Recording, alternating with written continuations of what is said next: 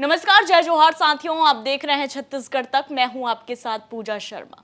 साथियों, छत्तीसगढ़ में लोकसभा चुनाव के दौरान बयानबाजियों का जो दौर है वो काफी जमकर देखने को मिला। चाहे कवासी लखमा के डौकी वाला बयान हो, या फिर मेरी जीत पर शराब पीकर नाचने वाली बात हो, या फिर ईवीएम की आवाज निकालने वाली बात हो, या फिर प्रधानमंत्री के एक बयान पर तंज कसते हुए चुटेले अंदाज में भूपेश बघेल के मुर्गा मटन भैंस वाला बयान हो।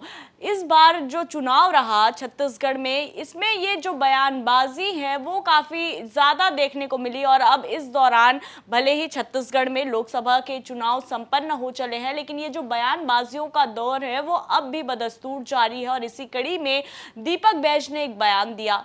दीपक बैज रायपुर एयरपोर्ट पर मीडिया से चर्चा करते वक्त अचानक डिस्पोजल और अहाता की बात करने लगे। अब आप ये सोच रहे होंगे कि आखिर ऐसी क्या वजह हुई होगी, या ऐसा कौन सा कारण था कि दीपक बैज को डिस्पोजल और अहाता की बात करनी पड़ी। तो बता दें, ये दोनों ही अलग अलग सवालों के अलग अलग जवाब है। मीडिया ने उनसे सवाल पूछा तो उन्होंने कहा कि शराबबंदी को लेकर गला फाड़ फाड़ कर बीजेपी लगातार आक्रामक होती रही। अब उनकी सत्ता है, उनकी सरकार है, तो मैं ये सवाल पूछता हूं बीजेपी से कि आखिर शराबबंदी होगी कि नहीं होगी। आइए आपको सुनाते हैं उनका यह बयान। भारतीय जनता पार्टी की सरकार शराब के आड़ में बड़ा भ्रष्टाचार का खेल खेल रही है। इसी का नतीजा है कि लगातार अहाता को स्वीकृति मंजूरी दे रहे, शराब का रेट बढ़ा रहे, नई दुकानें खोल रहे। आखिर मैं पूछना चाहता हूं इस सरकार से कि शराबबंदी कब होगी। आप लोगों ने 5 साल मुंह फाड़ फाड़ के, गला फाड़ के चिल्लाए शराबबंदी को लेकर। अब आपकी सरकार है, आप प्रदेश की जनता को लूट रहे हैं लगातार। हम पूछ रहे हैं कि शराबबंदी कब होगी। ये सरकार को जवाब देना चाहिए। इसके बाद उन्होंने ये भी कहा कि शराब के रेट बढ़ गए, अहाते पे अहाते खुल रहे हैं। और वहीं जो कांग्रेसी नेता थे जो अब बीजेपी में शामिल हो चले हैं, उनको लेकर दीपक बैज ने भी एक बड़ा बयान दिया। उन्होंने कहा कि यहाँ पर जब वो कांग्रेस में थे तमाम नेता वो फ्रंट फुट पर थे, लेकिन अब वो बीजेपी में जाकर केवल डिस्पोजल बनकर रह गए। आइए आपको सुनाते हैं उनका यह बयान। देखिए, भारतीय जनता पार्टी उनको उपयोग करना था, उपयोग कर लिए, और वो भारतीय जनता पार्टी के एक डिस्पोजल की तरह रहेंगे। कांग्रेस में कम से कम एक फ्रंट नेता के तौर पर रहते थे, और भारतीय जनता पार्टी में जाने के बाद एक डिस्पोजल ही रहेंगे। रही बात संगठन का विस्तार, अभी सभी नेता चुनाव में व्यस्त है।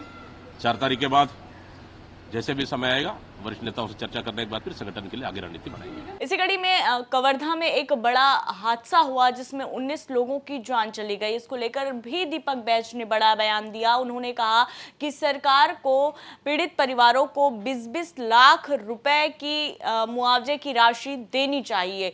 दुखद घटना है, गहरी संवेदना व्यक्त करता हूं, पीड़ित परिवारों से श्रद्धांजलि अर्पित करता हूं। ऐसी घटना नहीं होना चाहिए। और साथ ही किस दुख की घड़ी में प्रदेश कांग्रेस कमेटी पूरे परिवार के साथ खड़ी है, और सरकार से मांग भी करते हैं कि पीड़ित परिवार को 20-20 लाख रुपए का मुआवजा मिलना चाहिए। साथ ही घायलों को भी 5-5 लाख का मुआवजा मिलना चाहिए, और घायलों को उचित उपचार मिलना चाहिए। साथ ही कि मतलब उस उक्त गाड़ी में इतनी की संख्या में जाना और आना को शासन प्रशासन को खबर तक नहीं है। ये सबसे बड़ी चूक है।